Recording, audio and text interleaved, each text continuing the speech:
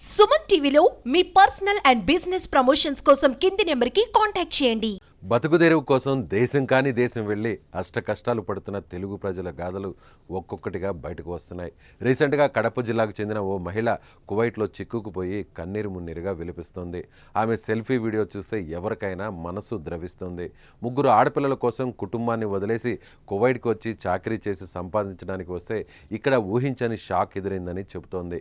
అన్నమయ్య జిల్లా సంబేపల్లి మండలం నారాయణ రెడ్డి గారి పల్లెకు చెందిన కవిత కువైట్లో ఏజెంట్లు మోసం చేయడంతో తన కష్టం త్యాగం అంతా వృధా అయిందని బాధపడుతోంది. అంతేకాదు తన యజమాని చిత్రహింసలకు గురి చేస్తున్నారని రోధిస్తోంది. ఇష్టం వచ్చినట్లు కొడుతున్నాడని, కట్టుకోవడానికి బట్టలు కూడా ఇవ్వకుండా తనను అసలు మనిషిగానే చూడట్లేదని ఏడుస్తోంది. తన సెల్ఫీ వీడియోను మంత్రి రాంప్రసాద్ రెడ్డికి పంపించి విన్నవించింది. దీనిపై సదరు మంత్రి స్పందించారు. కవితను కువైట్ నుంచి ఇండియాకు రప్పించేందుకు సంబంధిత అధికారులకు లేఖ కూడా రాశారు. కవిత ఇండియా వచ్చే వరకు ఫాలోఅప్ చేస్తానని హామీ ఇచ్చారు. నన్ను కాపాడన్న రాంప్రసాద్ రెడ్డి అన్న నన్ను తోడుకొచ్చి ఇంట్లో పెట్టి బంధించి పెట్టినట్టున్నది.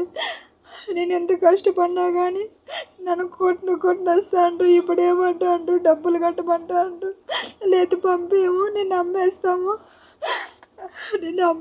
అంటా అంటున్నా. అన్నం కానీ పెట్టలేదన్న నాకు వద్ద నిన్ను బయట వేసి పెట్టేసినారు. నన్ను నాకు అన్నం పెట్టలే, ఏం పెట్టలే. నా బట్టలు కానీ ఇలా రూమ్లో పెట్టుకొని ఉంటారు వాళ్ళు. నన్ను కాపాడన్న వాళ్ళు ఏమంటానండి, ఈసా తీసినాడు నువ్వు పారిపో, నువ్వు ఇక్కడ నుండి నువ్వు పారిపో అని అంటున్నాడు. అన్న నేను పారిపోవాలంట. నేను పారిపోతే నన్ను ఎవరన్నా కాపాడేది.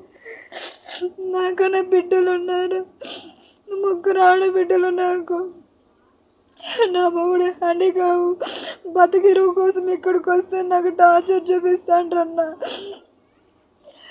ఇంతవరకు అన్నంలో నీళ్ళు లేదన్న. నాకు పొద్దున్నండి ఎత్తుకొచ్చి బయట వేసినారు నన్ను. ఈజా తీసినాడు. ఫోన్ చేసి నీకు ఏమైతే చేసుకో అంటున్నాడు. వాడి ఇంటికాడ ఉంటే నేను ఫోన్ చేస్తే బ్లాక్ లిస్ట్లో పెడతా అంటున్నాను. అమ్మారు నన్ను కాపాడన్నా.